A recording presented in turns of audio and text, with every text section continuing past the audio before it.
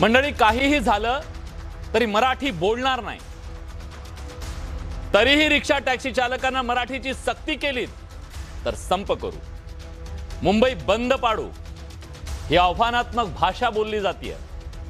प्रवाशांना वेठीला धरण्याची धमकी दिली जाते। मला सांगा, ही हिम्मत येते कुठून? रिक्षा टॅक्सी चालकांना किमान मराठी बोलता आणि वाचता आलं पाहिजे, ही सरकारनं भूमिका घेतली, मग चुकलं काय? तुम्ही वेळ मागू शकता, आम्हाला वेळ द्या, आम्हाला शिकवा, आमची तयारी आहे म्हणू शकता, पण तसं न करता त्याला ज्या पद्धतीने विरोध केला जातोय, ही अरेरावी आणि दंडेलशाही फक्त महाराष्ट्रात चालू शकते। जगात कुठेही गेला तरी स्थानिक भाषेमध्ये व्यवहार करणं अनिवार्य असतं। महाराष्ट्रात रिक्षा टॅक्सी चालकांना मराठी येणं हा केवळ नियम नाहीये, तो प्रवाशांच्या सोयीचा आणि हक्काचा प्रश्न आहे। जर ग्राहकाला आपल्या राज्यात स्वतःच्या भाषेत संवाद साधता येत नसेल तर ती शोकांतिका नाहीये का? अरे, ज्या महाराष्ट्राच्या भूमीनं आजवर सगळ्यांना आपल्या कवेत घेतलं, पोटाची खळगी भरली, भाकरी दिली, आधार दिला, सन्मान दिला, ओळख दिली, जगण्याचं बळ दिलं, तिचा सन्मान करायला सांगितला तर त्या उपकाराची ही परतफेड, हे दुर्दैवी नाहीये का? हे दुर्दैवी तर आहेत, पण संतापजनक पण आहे। ही अरेरावी केवळ प्रशासनाच्या विरुद्ध नाहीये, तर त्या सामान्य मराठी माणसाच्या विरोधात सुद्धा आहे।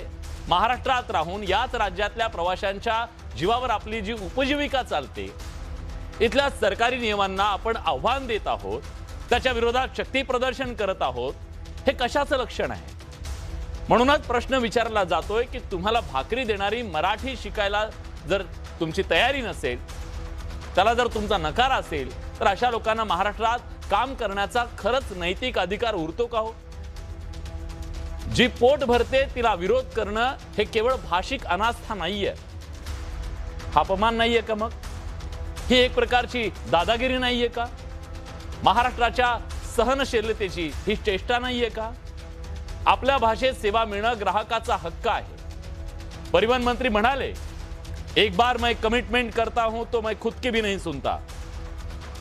त्यांना हे आता सिद्ध करावं लागेल। तुम्ही कायद्याची अंमलबजावणी करून दाखवा, हिम्मत दाखवा, तरच दंडेलशाहीला लगाम बसेल। नियमांचं पालन करणाऱ्यांचा सन्मान आणि नियमांच्या पायाखाली तुडवणाऱ्यांना कायद्याचा धाक काय असतो हे दाखवणं गरजेचं आहे, कारण या महाराष्ट्राची मराठी भाषा राजभाषा आहे। मराठी इथली पोटाची भाषा आहे आणि त्यामुळे तिचा सन्मान होणं ही माफक अपेक्षा महाराष्ट्राची असेल तर त्यात चुकलं काय?